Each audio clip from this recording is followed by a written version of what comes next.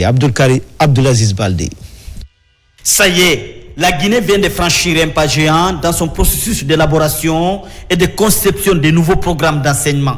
Après 3 ans de travaux sur les programmes et manuels scolaires, le ministère de l'enseignement préuniversitaire, à travers l'Institut de recherche et d'action pédagogique UNURAP, a désormais ses ressources pédagogiques adéquates.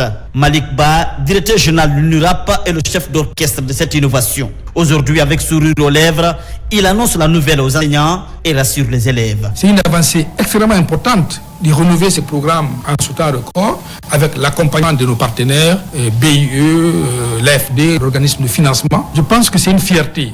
C'est une fierté pour nous, cadres de l'INRAP, d'avoir mis en place ce nouveau programme en un temps record. Le cadre d'orientation curriculaire est déjà obtenu et les programmes s'acheminent aujourd'hui vers les inspections régionales de l'éducation du pays. Avec un appui des partenaires techniques et financiers, ces programmes d'enseignement concernent pour un premier temps les élèves de CP1 et 2. Le français, calcul et sciences sont les premières matières cibles. Nous avons reçu les instructions de notre ministre de mettre le cap sur l'élémentaire, principalement pour les classes de CP1 et de CP2 pour cette année. Et l'année scolaire suivante, on sortira le programme de CE et de CM. Nous avons travaillé dans 3 matières, mais le plan d'études, globalement, prend en charge tout ce qui est chant, récitation, éducation civique et morale, éducation physique et sportive.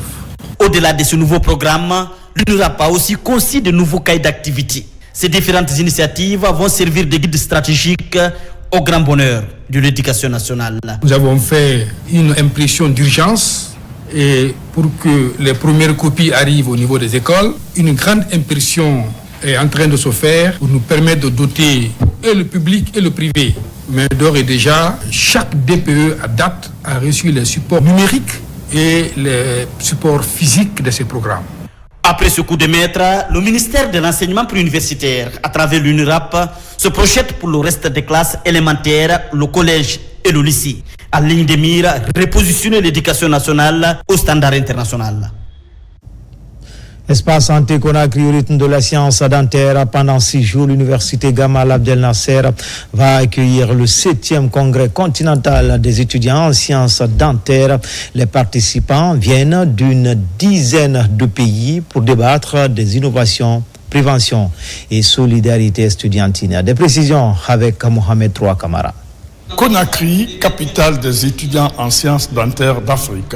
L'université Gamal Abdel Nasser a accueilli le 7e congrès du réseau continental, l'un des plus grands rendez-vous du genre. Ce congrès, en premier lieu, met en lumière l'excellence des étudiants, car ça renforce nos compétences, promouvoir la santé bucco-dentaire. Nous ne manquons de rien ici en Guinée et nous espérons que dans les prochains jours, le résidao, le congrès, c'est le lieu de partage et d'amour entre les étudiants en sciences dentaires de l'Afrique de l'Ouest. Pendant 6 jours, les participants venus d'une dizaine de pays ont débattu les grands enjeux de la santé bucco-dentaire entre savoir scientifique, solidarité estudiantine et intégration régionale. C'est un réseau qui permet aux étudiants de tisser déjà entre eux des relations, car ce sont eux qui seront après les futurs chirurgiens dentistes, les futurs spécialistes de la sous-région. Pour chaque étudiant qui revient dans son pays, c'est un messager de la santé bucco-dentaire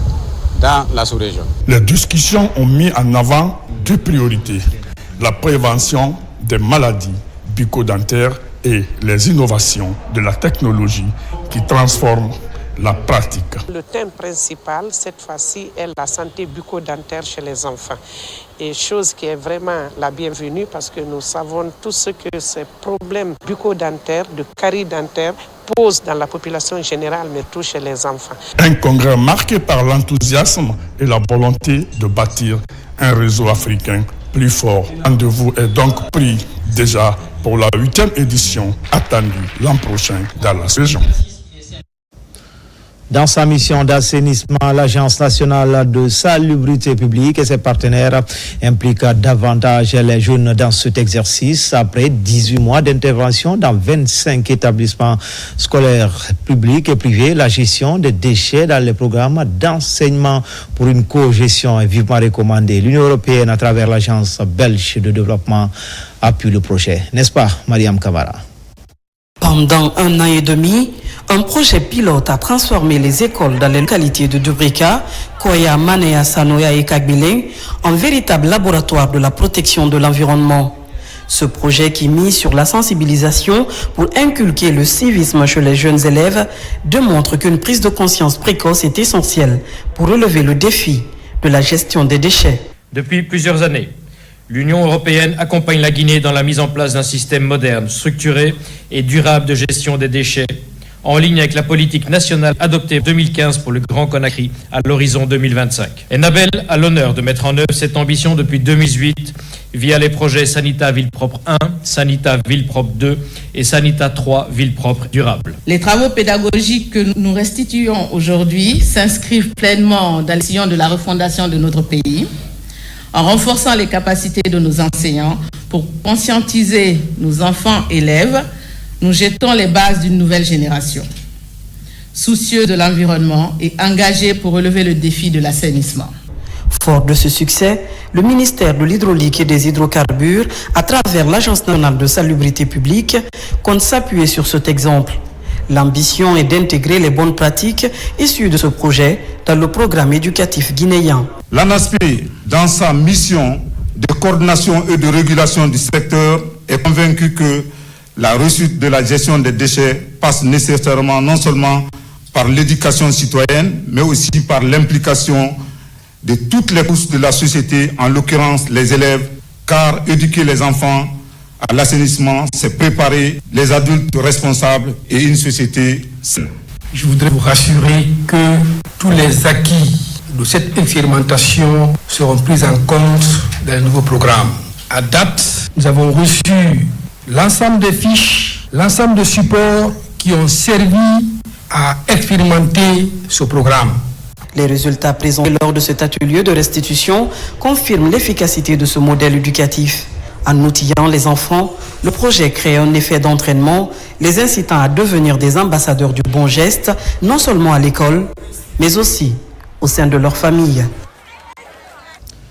L'Union nationale des femmes marieuses et la direction communale des impôts de Dixine ont aussi célébré avec faste le 2 octobre, et cela à travers un défilé. Il s'agit de renforcer cette fibre patriotique et sensibiliser les populations sur la cohésion sociale. Son enseignant.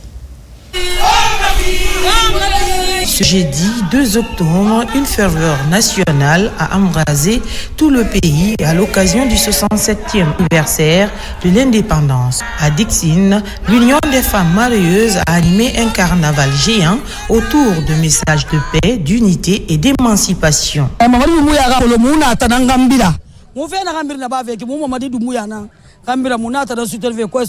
Nous sommes contentes et fiers du chemin parcouru.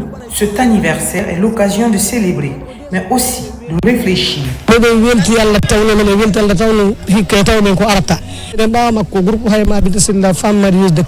sommes là pour montrer que le peuple est avec son président.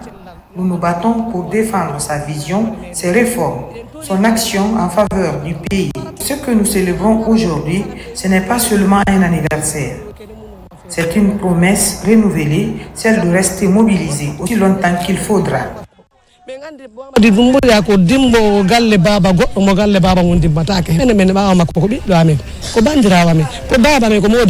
La direction communale des impôts n'a pas été en reste. Ces cadres ont marqué l'événement par une cérémonie placée sous le signe de la réflexion et de l'action, rappelant que l'indépendance doit rimer avec progrès concret pour tous les Guinéens. Aujourd'hui, on souhaite bonne fête au peuple de Guinée, aux autorités, au président de la République. Nous sommes en fête anniversaire de l'indépendance de la République de Guinée. Tout le personnel de la direction communale des impôts de Dixine se sont donné rendez-vous pour commémorer cette fête nationale. L'idée, c'est de donner une administration de proximité au service des usagers, permettre aux contribuables, aux plus petits contribuables aussi, d'être proches de l'administration fiscale. Et que le peuple de Guinée, l'ensemble, nous devrons nous donner la main pour faire avancer ce pays. Sous sous le thème « S'inspirer du passé pour construire l'avenir ensemble », ce 67e anniversaire a ravivé le souvenir du choix historique de la liberté et réaffirmé l'attachement du pays à un projet de société inclusif, uni et tourné vers l'avenir. Récemment, Kankan Djimbala était à l'honneur pour lancer officiellement le mouvement des femmes pour la protection des enfants en Guinée avec ses généreuses idées. La nouvelle plateforme compte répondre à l'évolution des besoins dans le registre de la lutte contre les violences faites aux tout-petits. Djamokaba. Dans la sous-préfecture de Djimbala, une petite ambiance festive pour accueillir un projet social. Dans les rues de cette commune rurale de Kankan, la présence de toutes les couches sociales pour lancer officiellement le mouvement des femmes pour la protection des enfants en Guinée. Des femmes leaders très motivées pour permettre aux tout-petits de retrouver le bonheur afin de grandir ensemble dans la chaleur et la sécurité d'une vie de famille. Nous nous lançons aujourd'hui pour répondre à un besoin présent pour notre communauté. C'est pour y remédier que nous avons créé cette association. Notre association est fondée sur les valeurs de notre communauté, par exemple la solidarité, l'inclusion. Notre mission est de donner un avenir meilleur aux enfants. Je vous remercie encore une fois de votre présence. Je souhaite plein de succès à cette belle aventure qui commence aujourd'hui pour notre association. Que la passion qui nous anime et nous guide à de grandes réalisations profondes de ce jour pour célébrer cet événement, échanger et construire l'avenir de cette association. À la tête du mouvement, Saran Kondé, au Bercail, la Guinéenne démontre son patriotisme pour appuyer les efforts du plan national de protection de la petite enfance. La feuille de route est bien claire. Offrir aux enfants guinéens un cadre de vie familiale et l'assurance d'une relation affective et éducative durable. Je tiens à exprimer ma profonde gratitude aux autorités locales, le maire, les chefs de village, les sages de la localité et à nos partenaires pour leur présence et le soutien précieux. Un merci tout particulier à nos membres fondateurs et à nos bénévoles qui ont cru à ce projet. Le début et donc l'engagement est la clé de notre succès. L'autonomie des tout-petits, un engagement du mouvement des femmes pour la protection des enfants en Guinée. Sur toute l'étendue du territoire national, plusieurs projets sont à développer pour faire connaître les droits de la petite enfance dans le registre de la lutte contre toutes les formes de violence. Enfin, un sourire d'indépendance pour chaque enfant. Le concept est porté par la structure TADIA pour célébrer l'an 67 de notre souveraineté recouvrée. L'idée de partager cette fête avec les personnes vulnérables, notamment avec les enfants de l'orphelinat, la Maison du Bonheur. Mikini Moussa Kamara, Noumoussou Diakité. Le 2 octobre marque une date historique et symbolique pour la Guinée, la proclamation de son indépendance en 1958. Cette journée incarne les valeurs d'unité, de solidarité et d'émancipation. Cependant, au-delà des célébrations officielles, de nombreux enfants, notamment ceux vivant en situation de vulnérabilité dans les orphelinats, n'ont pas toujours la chance de partager cette ambiance festive et fraternelle. C'est dans cette dynamique d'engagement social et citoyen que la structure TATIA, fidèle à sa mission de promotion du leadership féminin, de la solidarité sociale et de la protection des personnes vulnérables, organise cette journée festive, éducative et culturelle à l'orphelinat La Maison du Bonheur, située à Dapompa, dans la commune de Tombolia, à l'occasion de la fête de l'indépendance.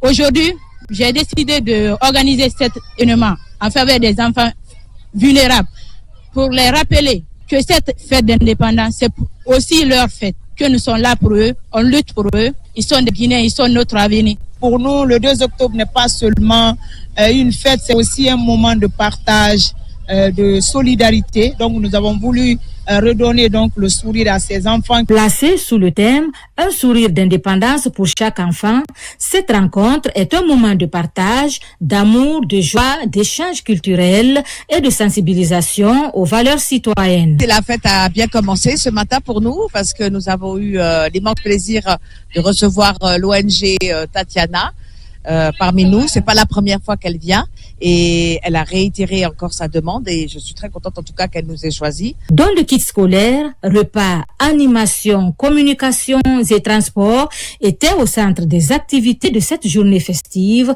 dédiée aux orphelins. C'était tout pour Guinée Actualité. L'information se poursuit sur le www.rtgguinée.info.